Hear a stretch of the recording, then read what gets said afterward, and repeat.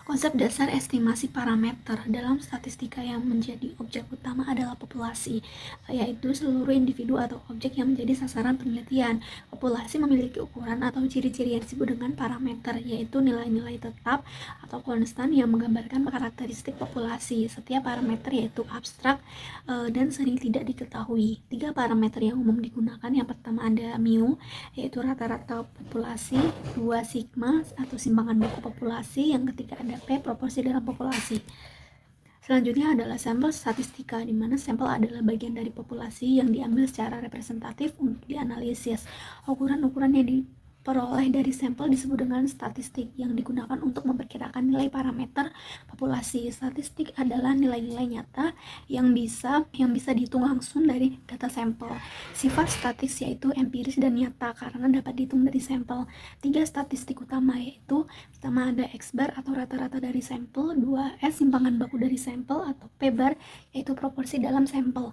Nah, terdapat 2 cara mengetahui informasi mengenai parameter populasi. Yang pertama ada metode estimasi, yang kedua pengujian hipotesis. Ada estimasi adalah proses menduga nilai parameter populasi berdasarkan nilai statistik dari sampel.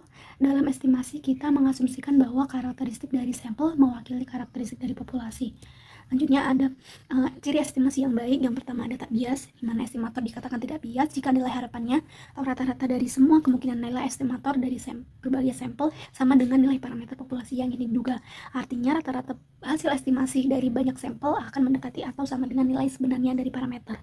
Yang kedua ada efisiensi. Estimator dikatakan efisiensi jika memiliki variansi paling kecil dibandingkan estimator lain yang tidak bias. Yang ketiga ada konsisten, di mana estimator dikatakan konsisten jika nilai estimasinya semakin mendekati nilai parameter yang sebenarnya saat ukuran sampel meningkat. Selanjutnya, saya akan menjelaskan mengenai metode estimasi dan rumus. Yang pertama adalah estimasi titik, yaitu pendugaan nilai parameter populasi hanya dengan satu angka dari sampel. Misalnya, untuk rata-rata populasi, kita gunakan rata-rata dari sampel atau biasa disebut dengan X bar. Untuk proporsi, kita gunakan P topi, yaitu jumlah kasus yang sesuai dibagi dengan total sampel. Kemudian, untuk variansi, kita pakai S kuadrat, yaitu setiap data dikurangi dengan nilai rata-rata, hasilnya dikuadratkan, kemudian seluruh hasil kuadrat tersebut dijumlahkan dan dibagi dengan banyaknya data dikurangin 1. Estimasi titik ini sederhana tetapi tidak memberikan informasi seberapa akurat hasilnya. Oleh karena itu, kita lanjut ke estimasi interval. Estimasi interval memberikan selang atau rentang nilai tempat di mana parameter populasi kemungkinan besar berada. Rentang ini didasarkan pada tingkat kepercayaan tertentu, misalnya 95%.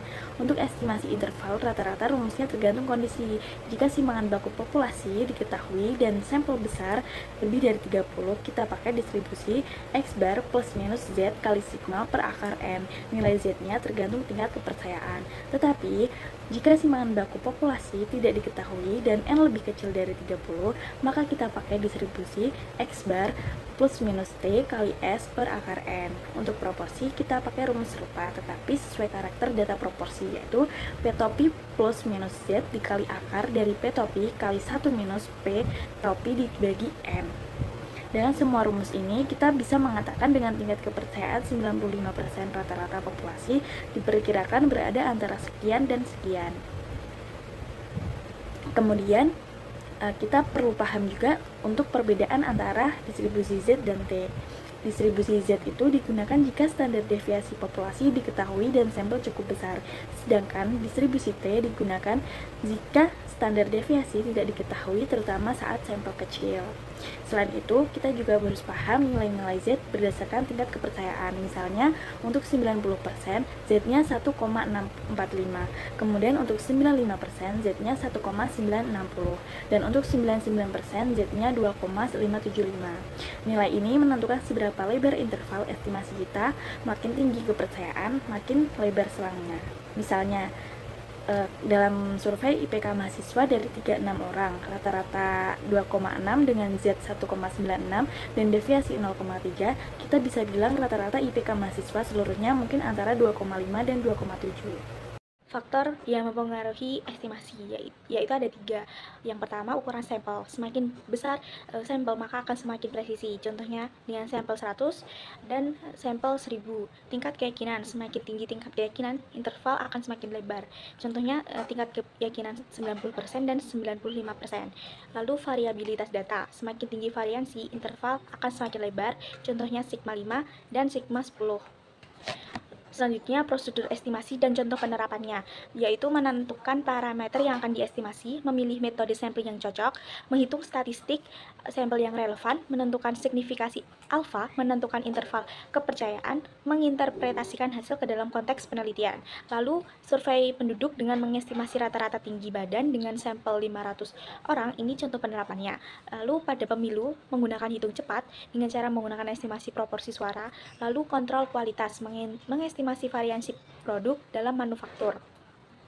Nah, dari materi yang sudah dijelaskan, kesimpulannya adalah estimasi parameter merupakan langkah fundamental dalam pengambilan keputusan berbasis data dengan 2 pendekatan utama, yaitu estimasi titik dan estimasi interval. Estimasi yang baik harus memenuhi kriteria tidak bias, efisien, dan konsisten agar hasilnya dapat dipercaya dan akurat. Estimasi interval memberikan rentang nilai yang dengan tingkat kepercayaan tertentu sehingga memberikan gambaran presisi yang lebih lengkap dibandingkan estimasi titik. Pemilihan metode estimasi dan ukuran sampel yang tepat sangat mempengaruhi kualitas hasil estimasi. Dengan memahami konsep dan teknik estimasi parameter, peneliti dapat melakukan inferensi statistik yang valid dan dapat diandalkan, yang menjadi dasar peneliti untuk analisis lebih lanjut seperti pengujian hipotesis dan pengambilan keputusan dalam berbagai bidang ilmu dan aplikasi praktis.